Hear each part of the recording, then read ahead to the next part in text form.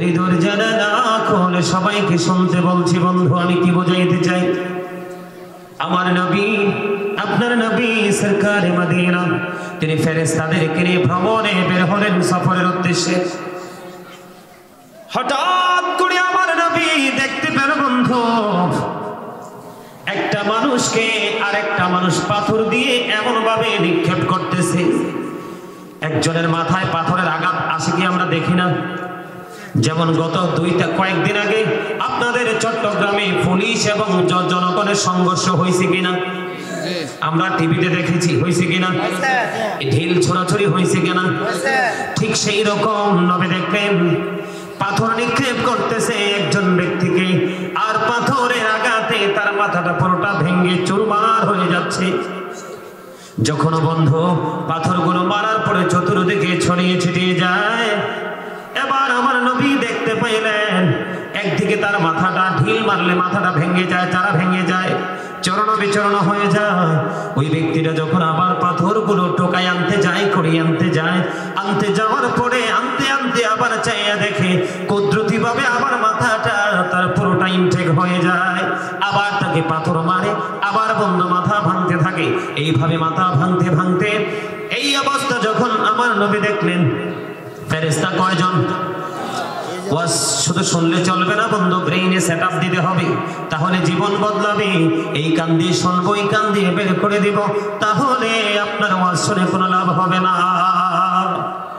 এটা বুখারী শরীফের হাদিস, সিয়াসিত্তার অন্যতম গ্রন্থ হলো বুখারী শরীফ। বন্ধুরে আমার, এবার আমার নবী দুইজন ফেরেশতাকে প্রশ্ন করলো, ফেরেশতারা বলো না, এই যে মানুষটাকে পাথর দিয়ে ঢিল মেরে মেরে পুরো মাথাটা ভেঙে দিচ্ছে, আবার পাথরগুলো কুড়িয়ে আনতে আনতে মাথাটা ভালো হয়ে যায়, এমনি ভাবে ধারাবাহিক ভাবে কন্টিনিউ চলতেছে, কেন রে কেন রে? ইয়া রাসূলুল্লাহ, সামনের দিকে চলুন, মনে রাখতে হবে ওয়াজ। ফেরেশতারা কি বলতেছে? ইয়া রাসূলুল্লাহ, সামনের দিকে চলুন। নবী সামনের দিকে চলতে থাকলেন। এবার বন্ধু আর একটু দূরে গেলেন নবী, যাওয়ার পরে দেখতে পাইলেন একজন ব্যক্তি এইভাবে একটা হেলনির মধ্যে বন্ধু সোফার মধ্যে হেলান দিয়ে শুয়ে আছে, আরেকজন ব্যক্তি লোহার চিরুনি বা আকরা, লোহার চিরুনি চিনেননি? লোহা দিয়ে ধরেন, ছোট ছোট ছোক্কা দাঁত আছে, এরকম লোহার চিরুনির মতো বন্ধু এই দিক দিয়ে তার চামড়াটা টান দিচ্ছে, এই পর্যন্ত চলে যায়। কি হয়ে যায়? এই পর্যন্ত তার বন্ধু চলে যায়। এই দিক দিয়ে চামড়া ছুলে, ওই দিক দিয়ে চামড়া ছুলে, এই দিক দিয়ে ছুলে, এই দিক দিয়ে জোড়া লাগে, এই দিক দিয়ে চলতেছে, এই দিক দিয়ে জোড়া লাগতেছে। এবার ওই নবী দুইজন ফেরেশতাকে প্রশ্ন করলো, ফেরেশতারা বলো না, এই মানুষটার কেন এই সাজাটা বহাল রইল, কেন বরাদ্দ রইল? এই দিক দিয়ে চামড়া ছুলে দিচ্ছে, আবার এই দিক দিয়ে চলতেছে, এক দিক দিয়ে ছুলে আরেক দিক দিয়ে জোড়া লাগে। এবার বন্ধু আমার নবী যখন প্রশ্ন করলো, ফেরেশতারা ওই ব্যক্তির প্রশ্নের জবাব দিল না, বলল সামনের দিকে চলুন। জোরে জোরে বলেন না আল্লাহু আকবার। কয়টা দৃশ্য? কথা বলেন না কেন? ফেরেশতারা বলল নবী গো সামনের দিকে চলুন। আবার নবী সামনের দিকে রওনা দিলেন।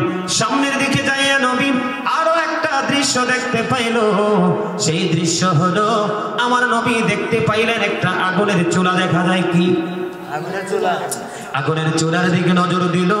এই চুলার দিকে নজর দিয়ে চাইয়া দেখে নারী এবং পুরুষ দুইটা দলই এই চুলার মধ্যে বন্ধু জ্বলতেছে।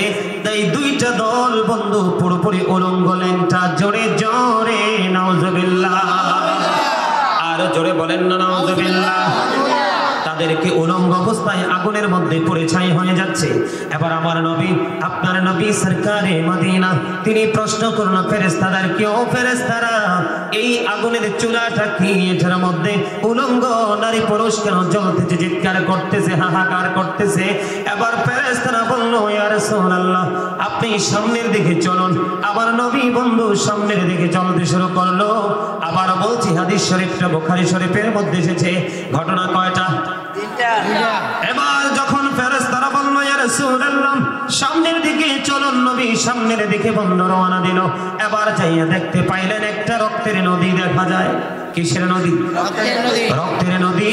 এই নদীর মধ্যে একটা মানুষ বন্ধু সাঁতার কেটে কেটে কুলের দিকে পাড়ে আসতে চায়, কিন্তু নবী দেখতে পাইলেন, হাদিস শরীফ প্রমাণ করেছে, লোকটা যখন কোলে আসতে চায় তখন আমার নবী বন্ধু দেখতে পাইলেন যে কোলের মধ্যে আরেকটা মানুষ পাথর হাতে নিয়ে দাঁড়িয়ে আছে। সে যখন এই দিক দিয়ে আসতে চায়, এই দিক দিয়ে তাকে পাথর নিক্ষেপ করে। বন্ধু এমনি করে করে কোলে আসতে চায়, তাকে বারবার পাথর নিক্ষেপ করা হচ্ছে। এবার আমার নবী ফেরেশতাদেরকে প্রশ্ন করলো, ফেরেশতারা বলো না এই মানুষটাকে, কি তার অপরাধ? এবার বললো, ইয়া রাসূলুল্লাহ সামনের দিকে চলুন। আল্লাহু আকবার বলেন। ঘটনা কয়টা? এবার আমার নবীকে বললাম সামনের দিকে চলুন। আবার নবী বন্ধু সামনের দিকে রওনা দিল।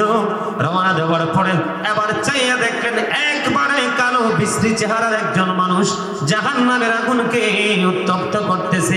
আগুনটাকে শুধু বৃদ্ধি করতেছে, তার মানে বাড়াচ্ছে। নবী প্রশ্ন করলো, এটাকে? ইয়া রাসূলুল্লাহ সামনের দিকে চলুন। জোরে বলেন আল্লাহু আকবার। এবার আমার নবী সামনের দিকে বন্ধু হাঁটতে শুরু করলো। হাঁটতে হাঁটতে হাঁটতে হাঁটতে সামনের দিকে রওনা দিল। যাওয়ার পরে দেখতে পাইলেন বিশাল একটা বাগান দেখা যায়। এই বাগানের মধ্যে অনেকজন মানুষ, ছোট ছোট বাচ্চাগুলো দেখা যায়। এই মানুষটার জমিনের মধ্যে পা আর আকাশের মধ্যে মনে হয় মাথা লেগে আছে। আমার নবী প্রশ্ন করলেন, এইটাকে? ইয়া রাসূলুল্লাহ উত্তর দিল না, সামনের দিকে চলুন। জোরে জোরে আল্লাহু আকবার। পরে আমার নবীকে বললেন, ও বন্ধু নবী এখানে চড়ুন। আমার নবী চড়লেন। চড়তে চড়তে এমন একটা জায়গায় নবী চলে গেলেন। ওখানে যাওয়ার পরে দেখলেন বন্ধু এত সুন্দর সুন্দর দালান করা দেখা যায়, যার ইটগুলো স্বর্ণ এবং রূপা দিয়ে তৈরি। জোরে জোরে আল্লাহু আকবার। আর জোরে বলেন আল্লাহু আকবার। স্বর্ণ এবং রূপা দিয়ে তৈরি। এবার ও বন্ধু নবীকে নিয়ে ওখানে গেলেন। প্রশ্ন করা হলো, এটা কি? নবী গো এটা জান্নাত। জোরে জোরে সুবহানাল্লাহ। এটা কি? আর জোরে বলেন না, এটা কি? ফেরেশতারা উত্তর দিয়েছে জান্নাত। এবার আবার নবী দেখতে পাইলেন কিছু অদ্ভুত মানুষ দেখতে পাইলেন। তাদের অর্ধাংশ একেবারে কালো আর অর্ধাংশ একেবারে বন্ধু সুন্দর। এবার ওই ফেরেশতারা তাকে অর্ডার করলো, তুমি যাও ওই নালাতে ডুব দিয়ে এসো। ডুব দেওয়ার পরে দেখলেন মানুষগুলো অত্যন্ত চমৎকার। এবার আমার নবী বললেন, এরা কারা? উত্তর দিল না। এবার আমার নবী জান্নাত দেখার পরে বলল, এখানে আমি থাকবো। কিন্তু নবী ওয়াজ করতেছে। কিসের ওয়াজ? স্বপ্নের ওয়াজ। কিসের ওয়াজ? কথা বলেন না কেন? আবার নবী গভীর রজনীতে বন্ধু স্বপ্নে দেখতেছেন ফেরেশতারা আমার নবীকে নিয়ে ভ্রমণ করতেছেন, আর একটার পর একটা দৃশ্য বন্ধু দেখতেছেন। আমার নবীর স্বপ্ন সত্য না মিথ্যা? সত্য। কার কার কাছে সত্য মনে হয়? সত্য সবার কাছে। হাত নামান বন্ধুরে। আবার এবার নজর দেন। এবার নবী বলল, আমাকে এখানে থাকতে দাও। ফেরেশতারা বলল, ইয়া রাসূলুল্লাহ ইয়া হাবিবাল্লাহ, নবী গো এখনো আপনার এখানে থাকার সময় হয় নাই। তার আমার মা নবী তো খৌফের বর্ণনা দেন। যখন বলল, নবী গো এখানে থাকা যাবে না, এখান থেকে প্রস্থান করতে হবে, চলে যেতে হবে। এবার নবী বললেন, প্রস্থান করতে হবে, প্রস্থান করব, কিন্তু সবচেয়ে বড় কথা হলো এই যে রহস্যময় ঘটনাগুলো আমরা দেখতে পেলাম, রহস্য জানার ইচ্ছা আছে না নাই? আপনাদের জানার ইচ্ছা আছে না নাই? আর জোরে সবার আছে। মনে আসেনি প্রথমটা কি? পাথরের আঘাত। মাথা ভেঙে চলে বন্ধু চরণ বিচরণ করে দিচ্ছে। আমার নবীকে বলতেছি, ইয়া রাসূলুল্লাহ ইয়া হাবিবাল্লাহ, ওই ব্যক্তিটার অপরাধ কি গো? ওই ব্যক্তিটার জাহান্নামের মধ্যে কন্টিনিউ এই অপরাধ সাজা চলতে থাকবে, কন্টিনিউয়াসলি চলতে থাকবে। ইয়া রাসূলুল্লাহ ইয়া হাবিবাল্লাহ, নবী গো তার কারণ কি, তার অপরাধ কি? এবার আমার নবী উত্তর দিয়ে দিয়েছে। নবী প্রশ্ন করার পরে ফেরেশতারা উত্তর দিয়ে দিয়েছে, ওই ব্যক্তির অপরাধ হলো দুইটা। একটা হলো এই ব্যক্তি কোরআন তেলাওয়াত শিখেছিল, কিন্তু কোরআন শেখার পরে সে কোরআন ভুলে গেছে। জোরে জোরে নাউজুবিল্লাহ। আমাদের দেশে এরকম অনেক বেয়াদব আছে, আমি এদেরকে ভালো বলবো না, বেয়াদব বলবো, ঠিক কিনা? কি ভদ্র না অভদ্র? আপনারা তাদেরকে বেয়াদব বলবেন নাকি ভদ্র বলবেন? কেন বেয়াদব? কারণ কোরআন শিখার পরে যে ভুলে যায় তার মতো নিকৃষ্ট মানুষ আর আসমানের নিচে জমিনে থাকতে পারে না, ঠিক কিনা বলেন? তার প্রথম অপরাধ হলো সে কোরআন তেলাওয়াত শিখেছিল, কোরআনকে চমৎকার ভাবে তেলাওয়াত করতে পারতো, কোরআন থেকে এত দূরে চলে গেছে কোরআনটা শেষ পর্যন্ত ভুলে গেল। সেকেন্ড, তার অপরাধ হলো সে রাতের বেলা ঘুমানোর আগে আল্লাহর গোলামি, শ্রেষ্ঠ গোলামি নামাজ, এই নামাজ পড়ে ঘুমাতো না। বর্তমান প্রেক্ষাপটে বাংলাদেশে 1000টা মুসলমানের মধ্যে 999 জন কমপক্ষে পাওয়া যাবে এই ক্যাটাগরি। কথা বলেন না কেন? আপনাদের অনেকের কাছে খারাপ লাগতে পারে, কারণ আমার নবী বলেছেন আল হাক্কু মুররুন, হক কথা তিতা। আমার নবী বলেছেন হক কথা তিতা লাগবে, কিন্তু মুমিনের কাছে কোনোদিন তিতা লাগবে না। তাহলে আপনি যে নামাজ শিখার পরে নামাজ ভুলে গেলেন, কি নামাজ? আপনি কোরআন শিখার পরে কোরআন ভুলে গেলেন। আল্লাহর গোলামি নামাজ আমাদের 50 ওয়াক্ত ছিল, নবী মেরাজে গিয়ে 5 ওয়াক্ত নামাজ নিয়ে আসলো। আমার আল্লাহ বলেছেন হাবিব আমার কথা কোনোদিনও দুই রকম হতে পারে না, আমি যা বলেছি তাই বহাল রাখবো। আমার হাবিবের উম্মত যদি 5 ওয়াক্ত নামাজ পড়ে আমি 50 ওয়াক্ত নামাজের সওয়াব দিয়ে দিব। আর জোরে বলেন না সুবহানাল্লাহ। প্রেয়ার ইজ দ্য কি টু প্যারাডাইস।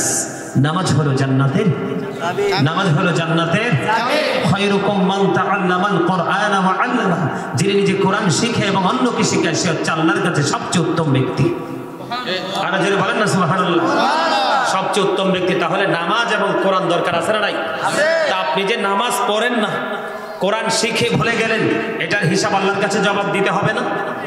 এই হাদিস শরীফের এই অংশ থেকে কি প্রমাণ হয় না? তাহলে নামাজের প্রতি কোরআনের প্রতি গুরুত্ব দিতে হবে। 2 নাম্বার হলো বন্ধু সময় কম, কাজ অনেক বেশি। 2 নাম্বারটা হলো তার চিরুনি দিয়ে, লোহার চিরুনি দিয়ে বন্ধু তার চামড়া একদিক দিয়ে চলে ফেলতেছে, আরেক দিক দিয়ে অটোমেটিক জোড়া লাগে।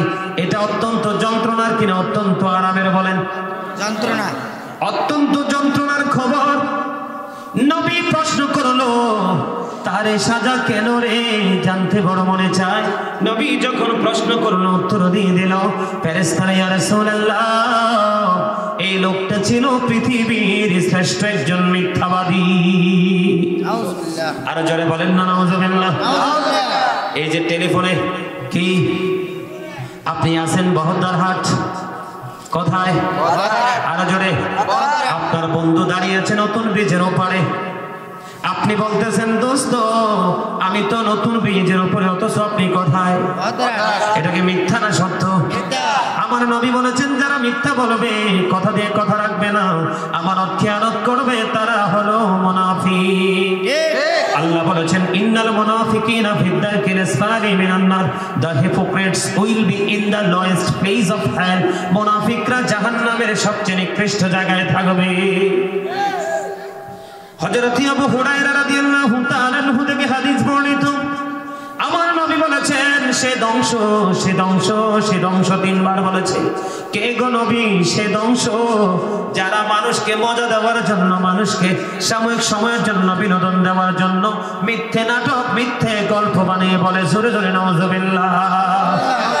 একদিকে সে মিথ্যাবাদী, আরেকদিকে সে বন্ধ মুনাফিক। এটা কি সাজা কিনা? সাজা।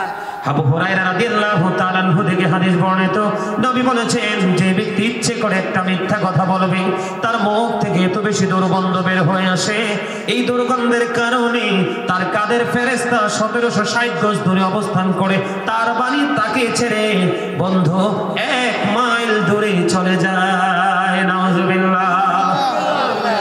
এখন বর্তমানে বন্ধু পত্রিকা হেডলাইন আসে মিথ্যা, অনেক আছে না নাই?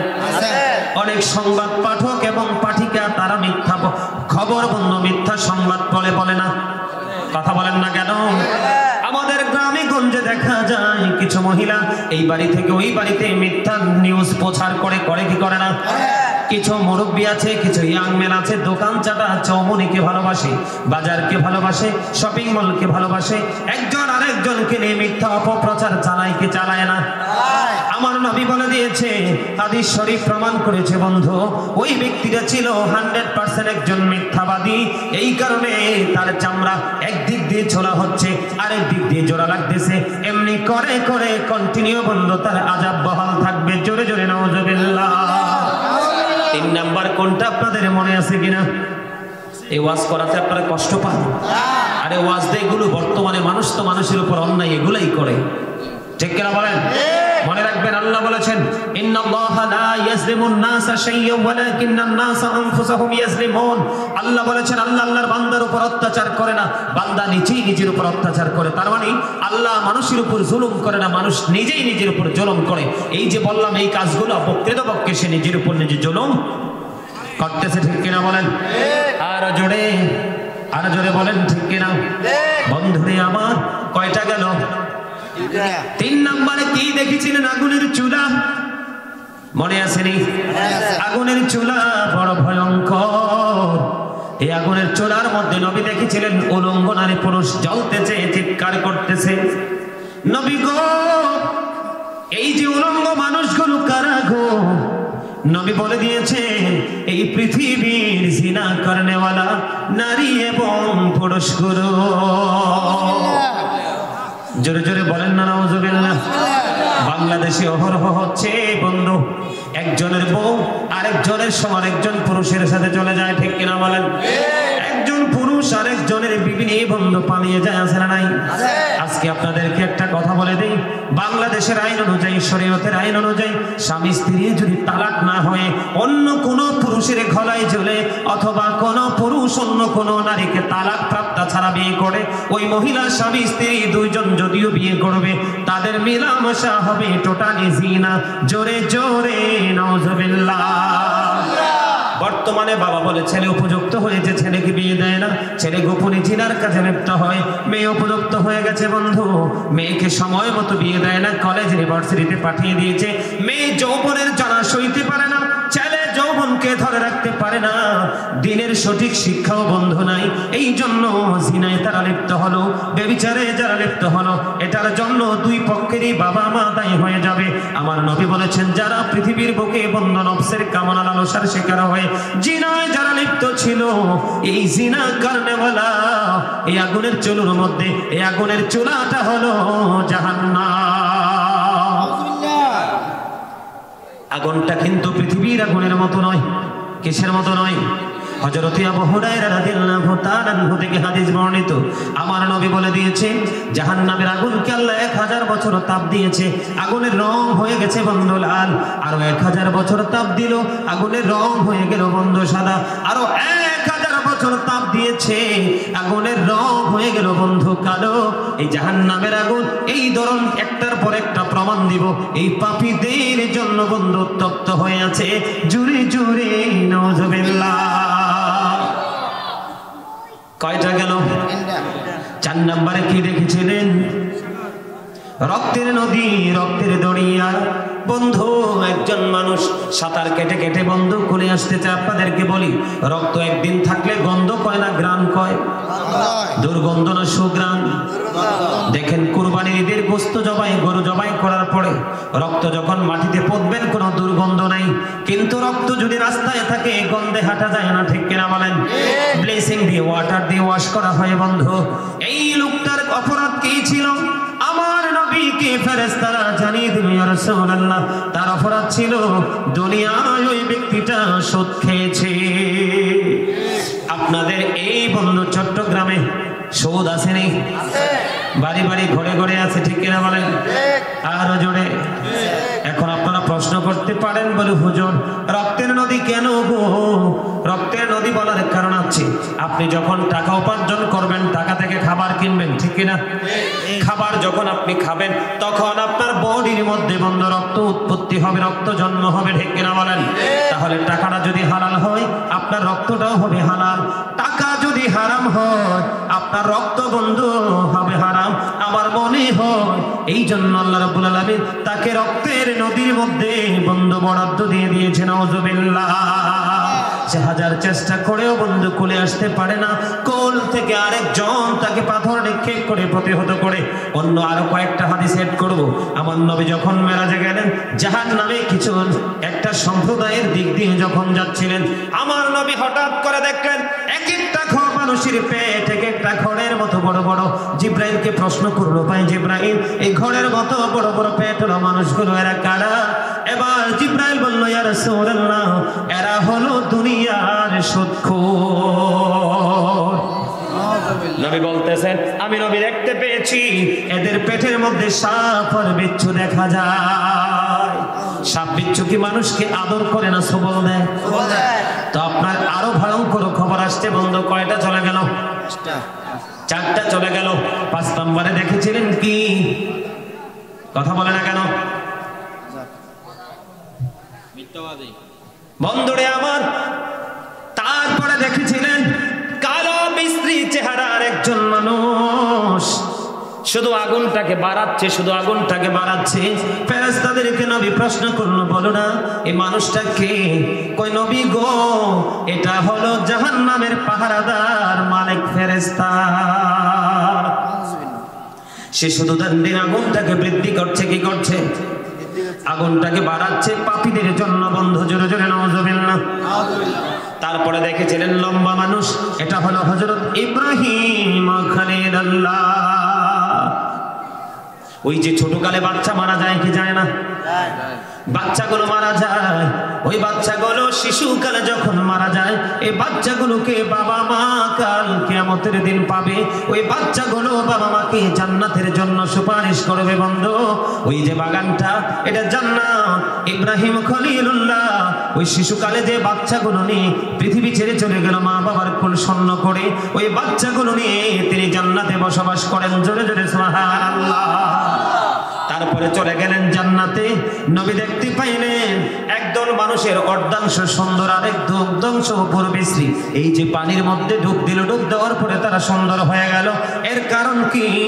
এবার তারা বলে দিয়েছে বন্ধু, এর কারণ হলো মানুষগুলোর জীবনে যেমন করেছিল পাপ, তেমন করেছিল নেক। ওই সমুদ্রের মধ্যে যখন ডুব দিল, ডুবের কারণে আল্লাহ রাব্বুল আলামিন তাদের পাপগুলো মুক্ত করে তাদের পুরো বডি একত্রিত করে দেয়। জোরে বলেন না সুবহানাল্লাহ। আর জোরে। এই যে কথাগুলো বললাম বর্তমানে এগুলো আছে না নাই? আর জোরে। আর জোরে। বন্ধুরে আমার, এই জায়গা আমি সুদের সাথে আরো কিছু অ্যাড করব। হযরত আবু হুরায়রা রাদিয়াল্লাহু তাআলা আনহু থেকে হাদিস বর্ণিত, আমার নবী বলেছেন সুদের 70টা স্তম্ভ, এর মধ্যে সবচেয়ে ছোট যেটা 70 নাম্বারটা হলো, যেই ব্যক্তি সুদ খাইলো সে যেন তার মাকে বিবাহ করলো। আর জোরে নাউজুবিল্লাহ। এটা কি কোনো সন্তান জীবন থাকতে করতে পারবে? পাগল সন্তানও করবে না। অথচ সুদ যিনি খাইলো, তিনি সুদের আচরণ দ্বারা সেই অপরাধের সেই অপরাধ করলে যেমন অপরাধী হতো, সেই অপরাধ সেই ব্যক্তি করতেছে। নাউজুবিল্লাহ। আমার নবী বলেছেন, যিনি সুদ খাবে, যিনি সুদ দিবে, যিনি সুদকে হেল্প করবে, সাক্ষী হবে, ইসলাম হবে, 1 মিনিটের জন্য সাপোর্ট দেবে, সবাইকে আমার আল্লাহ সমান অপরাধী বানাবে। নাউজুবিল্লাহ। আমার নবী আরো বলেছেন, যেই ব্যক্তি সুদের মাধ্যমে 1 টাকা উপার্জন করলো, সে যেন 36 বার জিনা করলো। নাউজুবিল্লাহ। আরো জোরে বলেন না নাউজুবিল্লাহ। আরো জোরে। এই সুদ খাবেননি না। আপনার জীবনে যদি 9 টাকা আপনার কি হয়? হালাল হয়। আর 1 টাকা যদি হারাম হয়, সুদের হোক, ঘুষের হোক, বাটপারের হোক, 1 টাকা যখন আপনি 9 টাকার সাথে যুক্ত করে 10 টাকা দিয়ে জামা বানাবেন, নবী বলেছে কিয়ামত পর্যন্ত নামাজ পড়তে পারবা এই হারাম টাকায় উপার্জিত পোশাক দিয়ে। তবে নামাজ পড়ার কারণে তোমার নামাজ কবুল হবে না। আর জোরে বলেন না নাউজুবিল্লাহ। আর জোরে বলেন নাউজুবিল্লাহ। আপনাদের চট্টগ্রামে আছে কিনা জানি না, আমাদের ওইদিকে অনেক আছে বন্ধু, জোর জবরদস্তি করে মানুষের জায়গা দখল করে। আপনাদের এদিকে আসেনি? সব জায়গায় আছে। তার মানে বন্ধু, এই মর্মে একটা হাদিস শরীফ আপনাদেরকে শোনাবো। আল্লাহর হাবিব বলেছেন, কেউ যদি কারো কাছ থেকে জোর করে 1 বিঘা পরিমাণ জায়গা দখল করে, কয় বিঘা? মাত্র 1 বিঘা পরিমাণ জায়গা যদি কেউ জোর করে বন্ধু দখল করে, আমার নবী বলেছেন কাল কিয়ামতের দিন তার গলায় 7টা পৃথিবী মালা বানাইয়া ঝুলাইয়া দেওয়া হবে।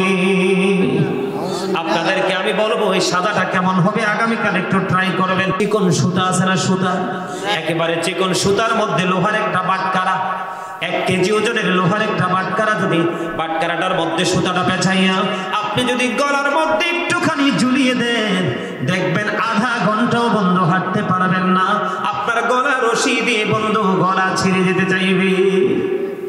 ঠিক কিনা বলেন? 1 কেজি কিন্তু আস্তে আস্তে আস্তে আস্তে করে এতটা ভারী হয়, কিছু দূর হাঁটার পরে দেখবেন 5 কেজির মতো ওজন হয়ে গেছে। আপনারা মনে আমার কথা বুঝেন না? আপনারা যখন বাজার করবেন, বাজার কি? বাজারে আলু থাকে, টমেটো থাকে, ডিম থাকে, মাছ থাকে, আপনার প্রয়োজনীয় অনেক কিছু থাকে, থাকে কিনা? আজ আগামী দিন যেই বাজার করেন, বাজারের বোঝাটা বন্ধু রিক্সায় করে, অটোতে করে বাসায় না গিয়ে হেঁটে হেঁটে বাসায় যাবেন। যখন প্রথম নিবেন দেখবেন একটু আরাম লাগবে, যখন ধীরে ধীরে সামনের দিকে আগাবেন দেখবেন মনে হবে যেন আঙ্গুলের গোস্তগুলো খসে নিচের দিকে চলে যায়, যত হাঁটবেন এটা ততই ভারী হতে থাকবে। ঠিক তেমনি ভাবে 1 বিঘা পরিমাণ জায়গা যারা জোর করে দখল করবে, কিয়ামতের দিন তাদের গলায় 7টা পৃথিবী মালা বানিয়ে ঝুলিয়ে দেওয়া হবে। জোরে জোরে নাউজুবিল্লাহ। এইভাবে আল্লাহ বান্দাকে পাই টু পাই করে বন্ধু একটা একটা কাজের সাজা দিতে থাকবে। আমাদের দেশে অনেক বেশি অনেক ভিক্ষা করে নেওয়ালা লোক আছে, ভিক্ষুক আছে, পেটের খিদায় ভিক্ষা করে না, পরনে জামা নাই এই জন্য ভিক্ষা করে না, শুধু টাকা বৃদ্ধি করার জন্য ভিক্ষা করে, আছে না নাই?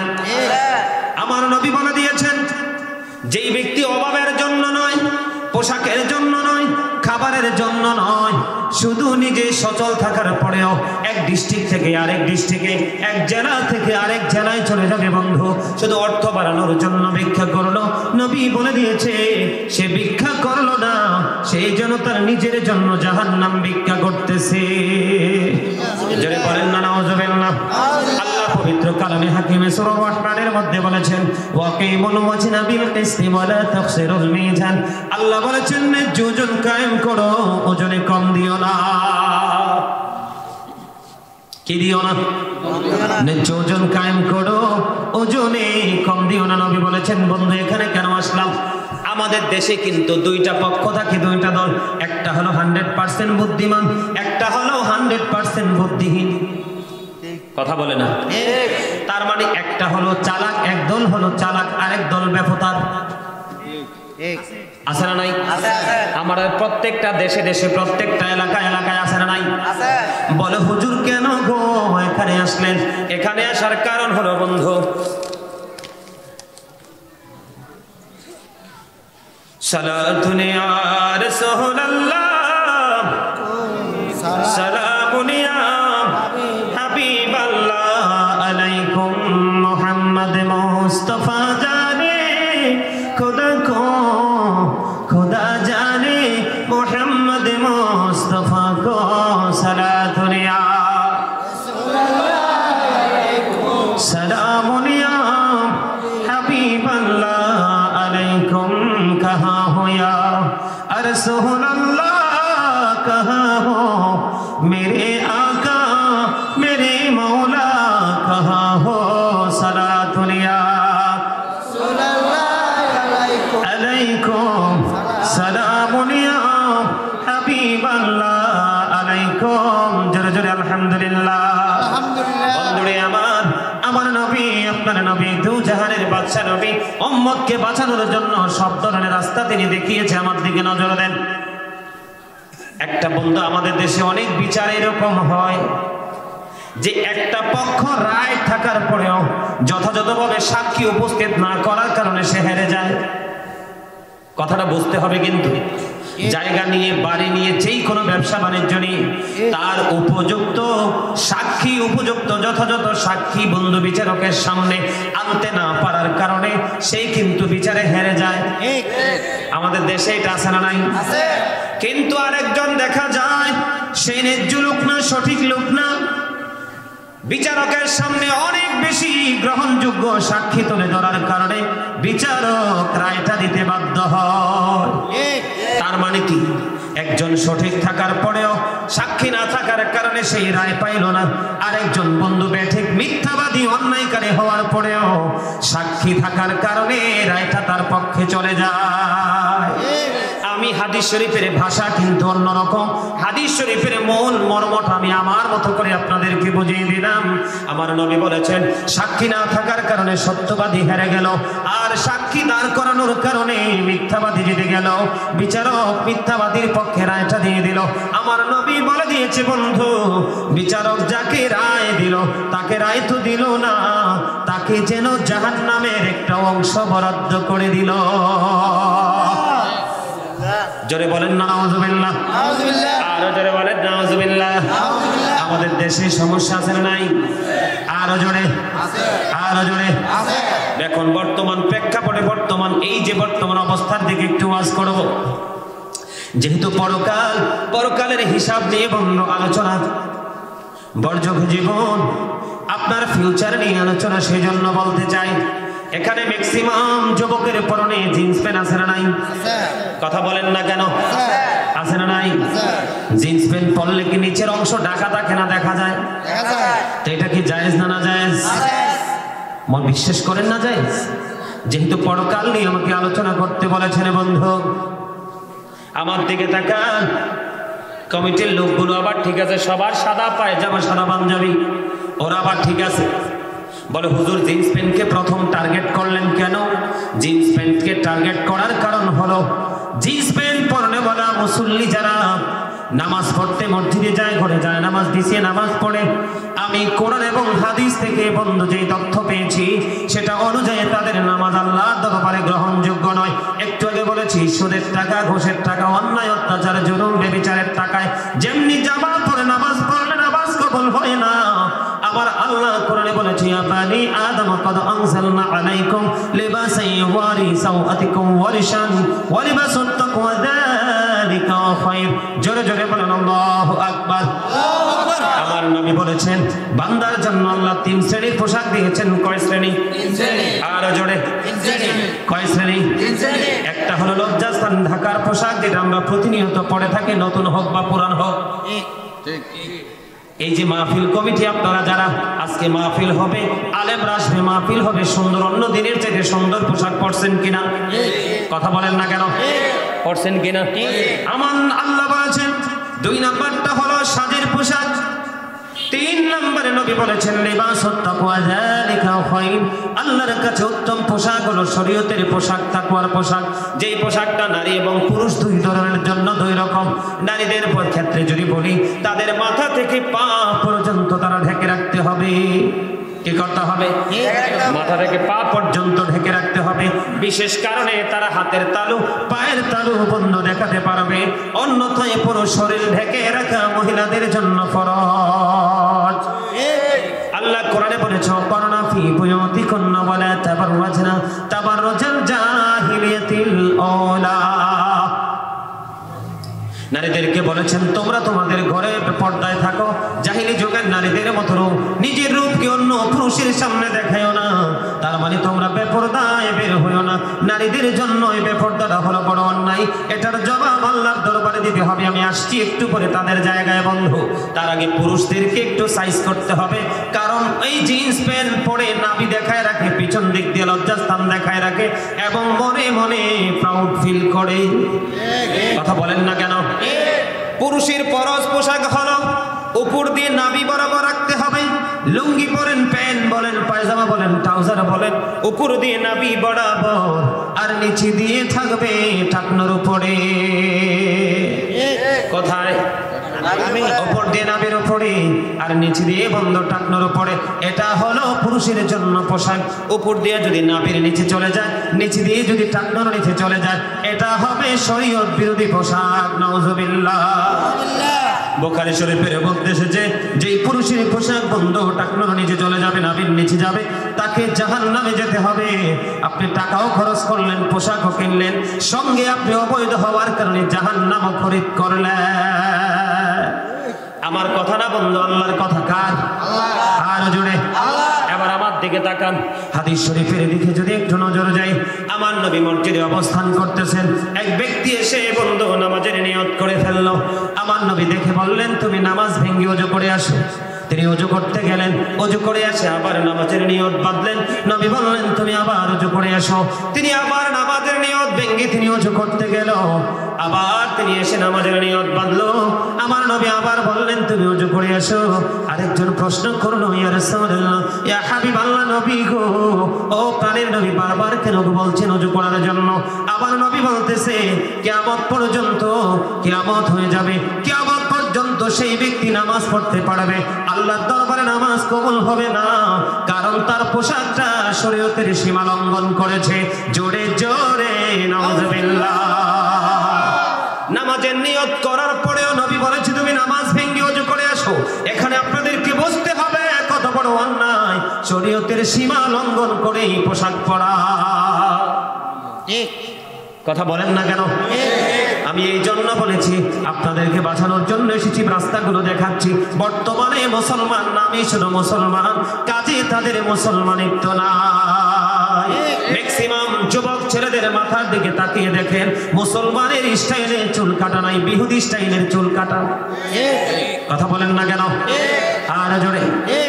নবী বলেছেন, কিয়ামতের দিন যারা অহংকার করে করে বন্ধু টাকনোর নিচে ঝুলি ঝুলি পোশাক পরবে, লজ্জাস্থান দেখা যাবে, ওই ব্যক্তিদের কোনো ক্ষমা, তাদের জন্য কোনো দয়া আল্লাহ কিয়ামতের দিন করবে না। 2 নম্বরে নবী বলেছেন, যারা মানুষের উপকার করবে, সুযোগ পাইলে মানুষকে খোঁটা দিয়ে দিবে, ওই সমস্ত মানুষগুলোকে আল্লাহ কি করবে না? ক্ষমা করবে না। আরেক দল মানুষ আছে বন্ধু, দোকানদার ব্যবসায়ী কাছে না নাই, গোস্ত ব্যবসায়ী, কসাই, মাছ ব্যবসায়ী কাছে না নাই, মুদি ব্যবসায়ী কাছে রে। যেই কোনো ভাবে মানুষ যখন কোনো কিছু কিনতে আসে, হয়তো পাল্লিতে পচা কিছু ঢুকাইয়া দেয়, অন্যথায় ওজনে কম দেয়। আমার নবী বলেছেন, যারা মিথ্যা কথা বলে বলে, মিথ্যা পথ উপার্জন করে করে, টাকা উপার্জন করে, আল্লাহ তাদের জন্য কোনো ক্ষমা রাখে নাই। আমি পোশাকের কাছে এসেছি, এই জন্য আপনাদেরকে বন্ধু বলতে চাই, এই পোশাক পরবেন নাকি ছাড়বেন? যেই কোনো পোশাক পরেন, লুঙ্গি পরেন, পায়জামা যাই পরেন, উপর দিয়ে থাকতে হবে নাভি বরাবর, নিচে দিয়ে থাকতে হবে বন্ধু টাকনোর উপরে। আপনাদের চট্টগ্রামে একটা নোংরামি সবচেয়ে বেশি দেখি আমরা অনলাইনে, বলবো না কোনটা? বাংলাদেশের মধ্যে বর্তমানে সবচেয়ে বেশি হয় এই নোংরামিটা আপনাদের চট্টগ্রামে। সে নোংরামিটাকে বলবো, নিতে রাজি আছেন? বন্ধুরে আমার, যেহেতু পরকাল নিয়ে আপনারা আমাকে আলোচনা করতে বলেছেন এবং তার বিচারটা কেমন হবে সেটা নিয়ে বলতে বলেছেন, আপনাদের এই চট্টগ্রামের মধ্যে যেমনি নবীর প্রেমিক ঈদ মিলাদুন নবীর মাহফিল করে, তেমনি ভাবে তারা গান বাদ্যযন্ত্রের আসর তৈরি করে, ঠিক কিনা?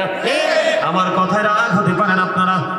আমি যখন অনলাইনে দেখি আশ্চর্য হয়ে যায়, যেই জায়গাকে বলা হয় সুন্নিয়তের শহর, সেই জায়গাটা হয়ে যাচ্ছে জাহান্নামের নহর। কথা বলেন না কেন? আমি আপনাদেরকে আজকে প্রমাণ দিব। বন্ধুরে আমার, গান বাদ্যযন্ত্র বেড়ে যাওয়া কিয়ামতের আলামত। কিসের আলামত? আমার নবী বলেছেন, জমিনে পানি দিলে যেমনি ফসল জন্ম হয়, তেমনি ভাবে গান যখন শুনতে শুনতে, গান শোনার মধ্যে কোনো মানুষ অভ্যস্ত হয়, তার মনের ঘরে সকল নোংরামি জন্ম হয়। এটা আপনারা মানেন বা না মানেন, এটা বন্ধু হাদিস শরীফ থেকে বলেছি। আমার নবী বলেছে, গানের আসরে যায় পাপীরা। কারা? আমার কথা না, নবীর কথা। গানের আসরে যায় বন্ধু পাপীরা, আর গানের আসরে গিয়ে বসে বসে পান চিবে, আর আরফেল চেয়ারে বসে বসে মাথা ডোলায় ডোলায় গান শোনে আর বলে গানটা অনেক মজা। আমার নবী বলেছেন, গানের আসরে যায় পাপীরা। গানের আসরে যাওয়া পাপী লোকেদের কাজ, গান থেকে মজা নেওয়া ফাসিকদের কাজ। আর গান শোনে যারা বন্ধু, গান কান লাগাইয়া গান শোনা ফাসিকদের কাজ। গান থেকে মজা নেওয়া কুফরির অন্তর্ভুক্ত। তার মানে কি? গানের আসরে যারা বেশি বেশি যায় তারা কি? পাপী। মন দিয়ে যারা গান শোনে, মোবাইল লাগাই দিলেন, ঘরে টিভি ছেড়ে দিলেন, প্র্যাকটিক্যালি বিয়ে বাড়িতে বাচ্চাকে মুসলমানি করিয়েছেন, খতনা করিয়েছেন, সেইটাতে কনভেনশন হলের সামনে যেই কোনো জায়গায় আপনি গান লাগিয়ে দিলেন, কান লাগাইয়া গানটা শুনলেন, নবী বলেছে ওই ব্যক্তিটা হলো ফাসিক। আর গানটা শোনার পরে বলে তুমিও শোনো, খুব মজার গান। তার মানে এখান থেকে সে স্বাদ নিল। নবী বলেছে সে কুফরি করে ফেলল। জোরে বলেন না নাউজুবিল্লাহ। আরো ভয়ঙ্কর হাদিস শরীফ শুনতে হবে। আমার নবী বলেছেন কিয়ামতের পূর্বক্ষণে একদল মানুষের চেহারাটা বন্ধ বিকৃত হয়ে যাবে। কি হয়ে যাবে? বিকৃত হয়ে যাবে, তার মানে বিশ্রী হয়ে যাবে। মাটির মধ্যে তাদেরকে গ্রথিতকরণ করা হবে। ইয়া রাসূলুল্লাহ, ইয়া হাবিবাল্লাহ, নবী গো তারা কি তাওহীদ মানবে না? নবী বলেছেন মানবে। তারা কি রিসালাত মানবে না? নবী বলেছেন তারা মানবে। নবী বলেছেন তারা আল্লাহ মানবে, তারা রাসূল মানবে। নবী বলেছেন তারা রোজা রাখবে, তারা হজ করবে, তারা নামাজ পড়বে। ইয়া রাসূলুল্লাহ, তারা নামাজ পড়বে, রোজাও করবে, হজ করবে, আল্লাহ মানবে, রাসূল মানবে। তারপরেও কি তাদের এই সাজাটা বহাল থাকবে? আমার নবী বলেছেন তারপরেও তাদের এই সাজা বহাল থাকবে। তার কারণ হলো, এই সাজা বহাল থাকার কারণ হলো যারা পৃথিবীতে অসৎ শব্দ দ্বারা গান রচনা করেছে। এরকম অনেক রাইটার আছে না নাই? সুরকার গীতিকার আছে না নাই? অসৎ শব্দ দ্বারা গান লিখেছে। এটার সাথে বন্ধু মিউজিক যুক্ত করেছে। The music and musical instrument will be increase. কিয়ামতের পূর্বক্ষণে গান বাদ্যযন্ত্র বেড়ে যাবে। আর গান বাদ্যযন্ত্র বেড়ে যাওয়া কিয়ামতের আলামত। বন্ধুরে আমার, ঢোল বলেন, তবলা বলেন, বেহারা বলেন, তানপুরা বলেন, হারমোনি বলেন, রোলিন বলেন, এমনি করে করে কত ধরনের মিউজিক হাদিস শরীফের মধ্যে এসেছে। এগুলো হারাম, এগুলো হারাম, এগুলো কানে শুনলে পর্যন্ত কান কর্ণকুহরে আঙ্গুল ঢুকিয়ে বন্ধ এই শব্দ শোনা থেকে দূরে থাকতে হবে। কারণ আল্লাহ হাতকে জিজ্ঞেস করবে কি করেছে। আরাম কাজ করলে হাতের হিসাব দিতে হবে। কানকে বলবে তুমি কি শুনেছো। আরাম শুনলে তাকে কানের জবাব দিতে হবে। পাকে প্রশ্ন করা হবে, পা তুমি কোথায় গিয়েছিলে। অন্যায় পথ হাঁটলে পাকে সেই জবাব দিতে হবে। এমনি করে করে বন্ধু প্রত্যেকটা অঙ্গ প্রত্যঙ্গ আল্লাহর কাছে জবাব দিতে হবে। এই জন্য বলতে চাই বন্ধু, আবার নবী বলেছেন আল্লাহ মানবে, রাসূল মানবে, রোজা রাখবে, হজ করবে, নামাজ পড়বে, তারপরেও তাদের সাজা বহাল থাকবে। মদ গাঁজার আসর বসাবে, অসৎ শিল্পীদের দ্বারা গানের আসর বসাবে।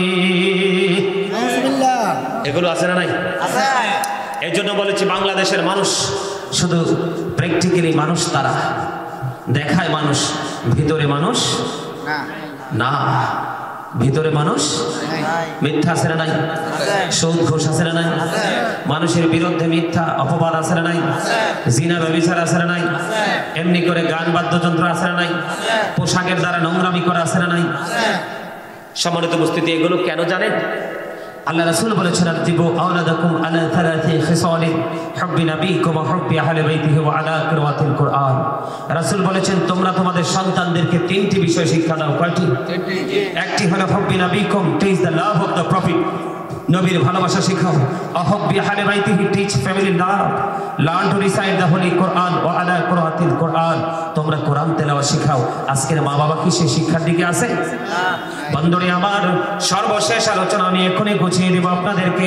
এতগুলো অন্যায় করলাম, তারা কি অন্যায় করনেওয়ালা নাকি অন্যায় করনেওয়ালা না? কোনটা? তারা কি অপরাধী কি না? এই যে আমি বললাম জিন্স প্যান্ট, গান বাদ্যযন্ত্র, মিথ্যা, জিনা, যতগুলো কথা এতক্ষণ বললাম, এগুলো কি অন্যায় কিনা বলেন? এই অন্যায় সাজা আছে না নাই? আরো জোরে আছে না নাই? অন্যায়কারীদের সাজা আমি একটু আগে বলেছি। জাহান্নামের আগুনকে আল্লাহ 3000 বছর উত্তপ্ত করে বরাদ্দ দিয়েছে। কয় হাজার? কথা বলে না, কয় হাজার? 3000 বছর রে। কেমন করে বন্ধু মানুষ সহ্য করবে? সইতে পারবা না। ও বন্ধু, 2 নম্বরে যদি বলে উক্ত রাবি থেকে হাদিস বর্ণিত হযরত আবু হুরায়রা রাদিয়াল্লাহু তাআলা আনহু থেকে বন্ধু নবী বলেছেন জাহান্নামীদের সবচেয়ে কম আযাব হলো আগুনের এক জোড়া জুতা। আগুনের কয় জোড়া জুতা? আগুনের এক জোড়া জুতা পায়ে পায়ে পায়ে লাগায়া দিতে দেরি রে বন্ধু। পুরো মাথার মগজটা কুরবানি ঈদের দিন মুসলমানের ঘরে যেমনি গোস্ত পাতিলে ওঠায়, তেমনি ভাবে তার মাথা মাথা মগজটা বন্ধু টকবক টকবক করে উতরাইতে থাকবে। বন্ধু আগুনের এক জোড়া জুতা তাকে পরিয়ে দেওয়া হবে। সেই দিন কোন ধরনের কোনো সাপোর্ট আপনি পাবেন না, আর আপনার পরনেও কোনো পোশাক থাকবে না। সেই দিন নারী বলেন পুরুষ বলেন দুই দলই থাকবে উলঙ্গ। মা আয়েশা সিদ্দিকা রাদিয়াল্লাহু তাআলা আনহা প্রশ্ন করলো, ইয়া রাসূলুল্লাহ, ওই দিন নারী পুরুষ উলঙ্গ হয়ে উঠবে গো, একজন কি আরেকজনের দিকে নজর দেবে না? নবী বলেছে, আয়েশা রে, সেই দিনটা তো ভয়ঙ্কর হবে রে আয়েশা, কেউ কারো দিকে তাকাইবার কোনো সময় থাকবে না। জোরে বলেন না নাউজুবিল্লাহ, আর জোরে বলেন না নাউজুবিল্লাহ। সইতে পারবেন সেদিন? আর জোরে বলেন, পারবেন সেদিন সইতে? আপনাদেরকে আমি আরেকটা মেসেজ দেই বন্ধু, জাহান্নামীদের জন্য বরাদ্দ। এই পৃথিবী থেকে সূর্যটা 9,13,00,000 মাইল দূরে। কত মাইল? আরে ভাই কথা বলেন না। 9,13,00,000 মাইল দূরে সূর্য। সূর্যের আলো পৃথিবীতে আসতে সময় লাগে মাত্র 8 মিনিট 20 সেকেন্ড। প্রতি সেকেন্ডে 1,86,000 মাইল বেগে পৃথিবীর দিকে ছুটে আসে। এই সূর্য এখন উল্টো দিকে আছে, অনেক আবরণ ভেদ করে আমাদের মাথায় সূর্যের তাপ লাগে, আমরা সইতে পারি না। কাল কিয়ামতের দিন মাত্র 1.5 হাত উপরে থাকবে সূর্য। কয় হাত? কথা বলেন না, কয় হাত? 1.5 হাত উপরে থাকবে সূর্য রে। সূর্যের তাপে কারো বন্ধ হাঁটু পর্যন্ত, কারো নালা পর্যন্ত, কারো মাজা পর্যন্ত, কারো বা পুরোপুরিটা নোংরা হয়ে যাবে, দুর্গন্ধময় ঘামে ডুবে যাবে। জোরে জোরে নাউজুবিল্লাহ। আমার কথা বুঝেন নাই? ঘামের গন্ধ কইলে মানুষের গায়ে যখন ঘামের গন্ধ আসে, তখন কি আপনি মানুষের কাছে বসবেন নাকি তার কাছ থেকে দূরে চলে যাবেন? কোনটা? দূরে চলে যাবো। আর কথা বলেন না, কোনটা? দূরে। তো সেই দিন কিন্তু নিজের ঘামে মানুষ ডুবে থাকবে। জোরে জোরে বলেন না নাউজুবিল্লাহ, আরো জোরে বলেন নাউজুবিল্লাহ, আরো জোরে বলেন নাউজুবিল্লাহ। আমার কথা কি বুঝেন নাই? আরো জোরে বলেন, বুঝেন নাই? উনি কি আলোচনা করবে? আচ্ছা আমি ছেড়ে দিচ্ছি। আমার আলোচনা এখনই শেষ। আমি ভাবছিলাম 1টা পর্যন্ত আলোচনা করবো, প্রায় 1টা পর্যন্ত বেজে গেছে।